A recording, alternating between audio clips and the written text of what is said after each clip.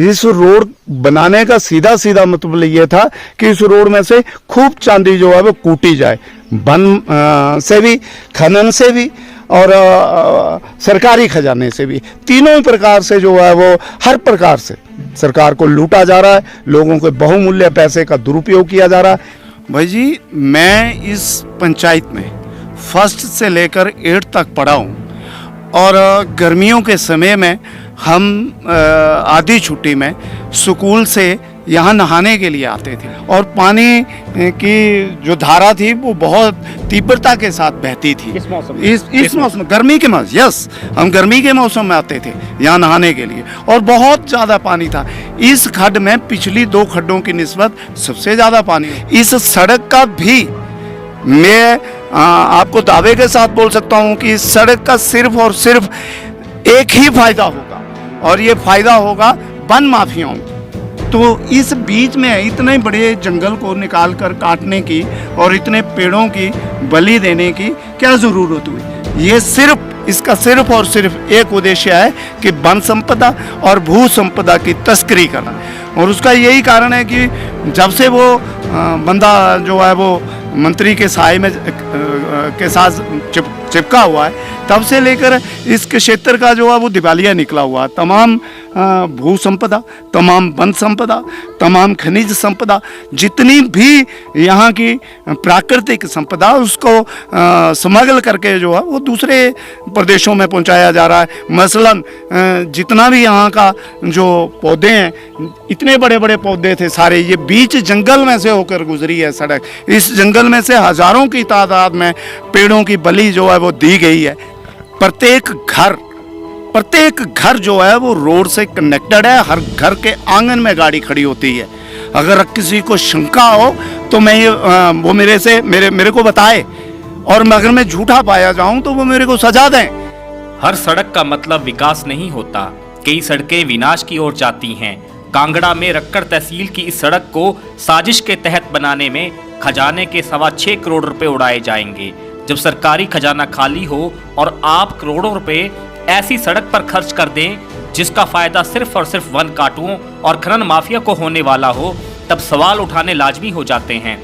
इस सड़क से उन जंगलों को काटा जाएगा जो बारिश करते हैं। हिमाचल में एयर कंडीशनर की सेल ऐसी सड़कें ही बढ़ाती हैं। 27 सितंबर 2021 को प्रदेश के उद्योग मंत्री बिक्रम ठाकुर ने दोदू ब्राह्मणा गांव में इस सड़क के शिलान्यास पर कहा था कि इससे 3000 लोगों को लाभ होगा। लगभग 6 किलोमीटर लंबी इस सड़क को पीर सलूही से रक्कड़ वाया सी पाक खड्ड नाम दिया गया था। कालेश्वर के जगबीर सिंह सूर्यवंशी बताते हैं कि पीर सलूही से अगर रक्कड़ जाना हो तो नेशनल हाईवे नंबर 3 से होते हुए गाड़ी 15 मिनट लगाती है। पीर सलूही से रक्कड़ वाया चामुखा महज 10 किलोमीटर दूर है। अगर इस विवादित सड़क से कोई वहां जाना चाहे तो उल्टा उसे ज्यादा सफर तय करना पड़ेगा, क्योंकि दोदू ब्राह्मणा होते हुए पीर सलूही से रक्कड़ की दूरी लगभग 16 किलोमीटर हो जाएगी। अगर पीर सलूही से कोई शॉर्टकट भी लिया जाए तब भी ये रास्ता लंबा ही पड़ेगा। यानी पीर सलूही से रक्कड़ तक किसी भी गांव को इस सड़क का कोई फायदा नहीं। दोदू ब्राह्मणा के लोग भी जानते हैं कि सी पाक खड्ड और भरोली जदीद गांव होते हुए रक्कड़ जाने में लंबा रास्ता तय करना होगा। दोदू ब्राह्मणा से रक्कड़ महज 8 किलोमीटर दूर है, जबकि पीर सलूही से कामलू चामुखा होते हुए रक्कड़ का रास्ता बहुत तेजी से पार हो जाता है। कुछ लोगों का दावा है कि भरोली जदीद गांव वालों को नादौन अस्पताल जाने में आसानी होगी और दोदू वालों ने भरोली गांव के लोगों के लिए खुशी खुशी अपनी जमीनें दान देकर बड़ा उपकार किया है। अब नादौन वाला एंगल भी जांच लेते हैं। दोदू ब्राह्मणा से नादौन 14 किलोमीटर दूर है, पहुंचने में लगभग 20 मिनट लगते हैं, जबकि भरोली गांव से यह 16 किलोमीटर दूर है और सफर 27 मिनट में पूरा हो जाता है। अगर भरोली गांव के लोग विवादित सड़क से दोदू होते हुए नादौन जाएंगे तब भी उन्हें आधे घंटे से कम समय नहीं लगेगा, क्योंकि यह सड़क सफर छोटा करने के लिए नहीं, जंगल काटने और माफिया के लिए बनी है। ये जो धरती है फॉरेस्ट की, इसको चुना गया था पौधा लगाने के लिए। तो यहाँ पर लगभग जो है वो हजारों के हिसाब से जो है वो सागवान के पौधे लगाए हुए थे।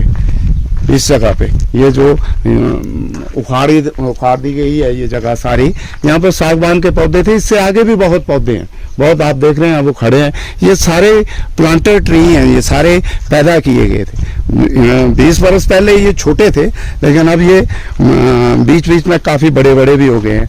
इन सबको जो है वो उखाड़ दिया गया है और इस मिट्टी को जो है वो यहाँ सड़क पे डाल दिया गया है।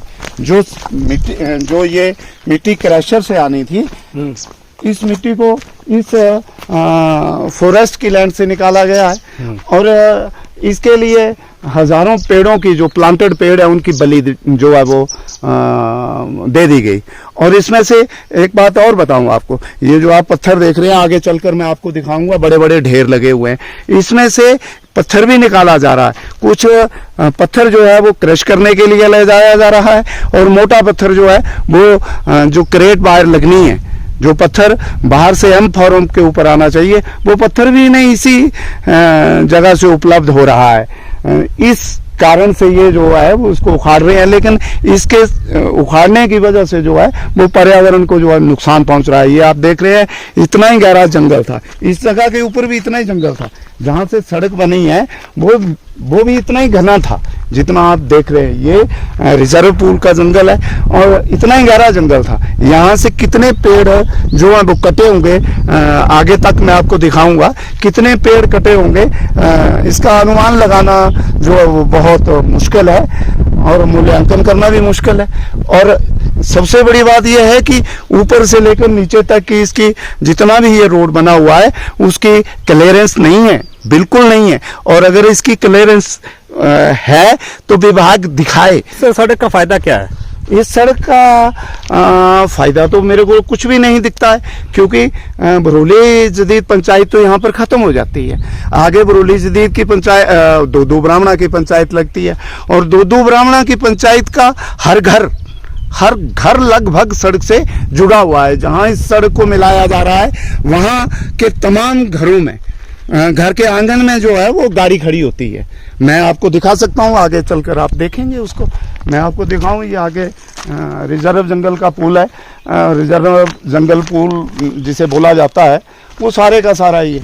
और ये लगभग खैरन खड्ड से लेकर है, खैरन खड्ड से लेकर और पुटलैर की रियासत तक जो है वो चला जाता है ये जंगल जो है। ठीक है जी, ये ऊना में भी पड़ता है और डिस्ट्रिक्ट कांगड़ा में भी पड़ता है। बड़ा इंपॉर्टेंट जंगल है ये, बिल्कुल। ये कुटलैहड़ तक जाता है ये जंगल। ये सारे का सारा जंगल जो है वो लगभग मेरे हिसाब से जो है वो करीब कोई 20 किलोमीटर की के एरिए में जो है लंबाई में जो है वो जसवां प्राप्त और कांगड़ा में पड़ता है, उसके आगे हमीरपुर कुटलैहड़ में पड़ता है, तूतुड़ू से आगे। ये जो जंगल हम सामने देख रहे हैं, बिल्कुल ये जो जंगल है और अच्छा जंगल है, घना जंगल है, घना। इसमें अनेक प्रकार के 30-40 वर्ष पुराने पेड़ हैं और बड़े बड़े पेड़ हैं जिनका कम से कम कोई 8-8, 10-10 फुट के भी पेड़ हैं। ये तो वन संपदा है, वन संपदा के हिसाब से इसको कीमती बोला जा सकता है। पर्यावरण के हिसाब से तो इस जंगल की और प्रकृति का कीमत का मूल्यांकन ही नहीं किया जा सकता है। ये तो पर्यावरण की दृष्टि से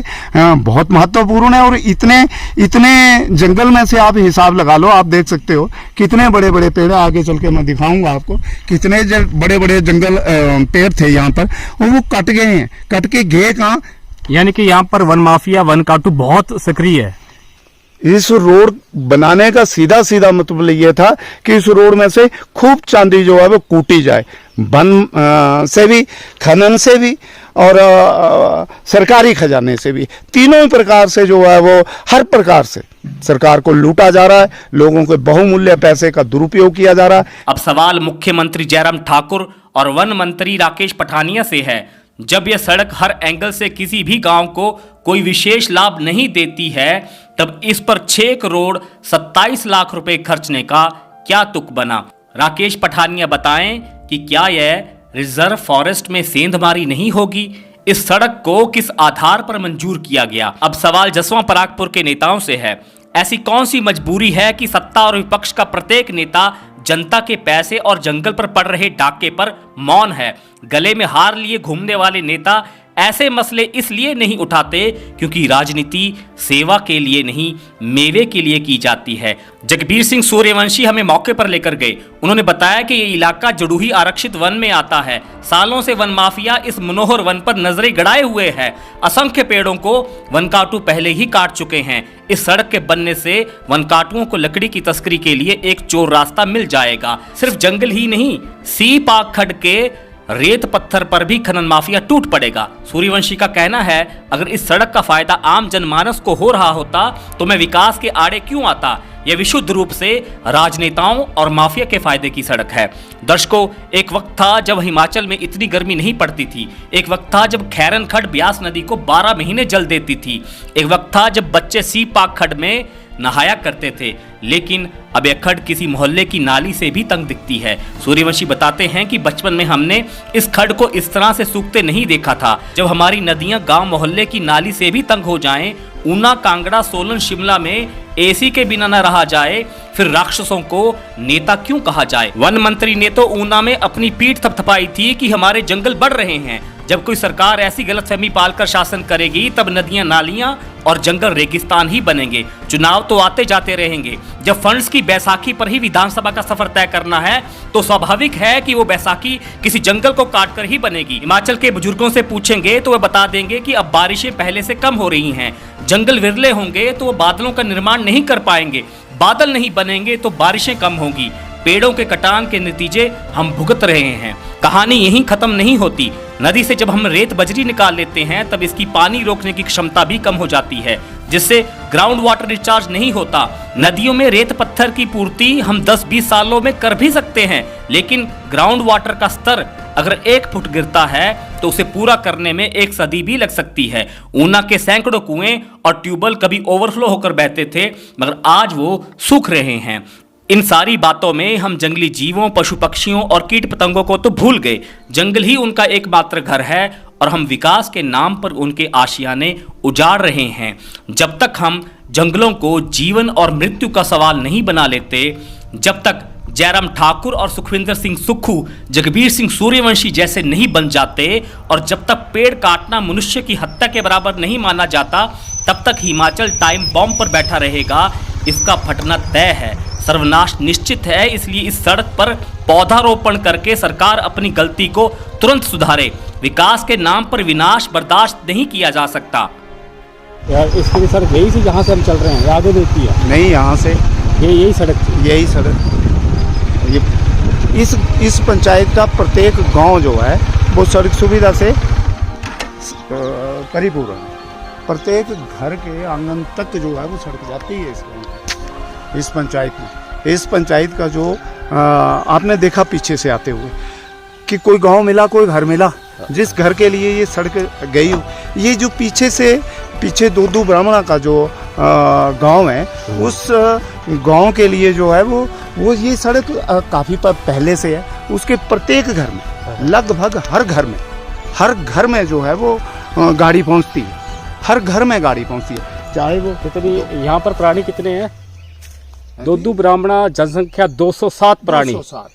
तो 207 घरों लोगों के लिए ऑलरेडी, चलो हम मान लेते हैं कि थोड़ी और बढ़ गई होगी, 300 लगा लेते हैं। जी जी। तो 300 लोगों के लिए ये पक्की सड़क। जी जी। ये बता सकते हैं ये सड़क कहाँ से कहाँ तक जाती है? ये सड़क चमुखा से, खैरन खड्ड से होती हुई, पीर सुलुई होती हुई, नौरी निहारी से होती हुई सांतला निकल जाती है, और आगे सांतला से आगे बंगाणा, और बंगाणा से ऊना निकल जाती है। फिर इस सड़क की तो आवश्यकता थी नहीं। बिल्कुल नहीं थी। इस सड़क की आवश्यकता थी। जो ये सड़क बनाई गई है, इस सड़क की आवश्यकता थी स्मगलरों के लिए। किस चीज़ की स्मगलिंग? वन धरोहर की संपत्ति की स्मगलिंग, भू खनिज की संपदा की, जितनी भी प्राकृतिक संपदा है उसकी स्मगलिंग के लिए उस रोड की जो है वो जगह ज़रूरत थी। सो भारतीय जनता पार्टी ने माफियाओं के लिए ये सहूलियत प्रदान की है, पर्यावरण को उजाड़ने की शर्त पर। जी।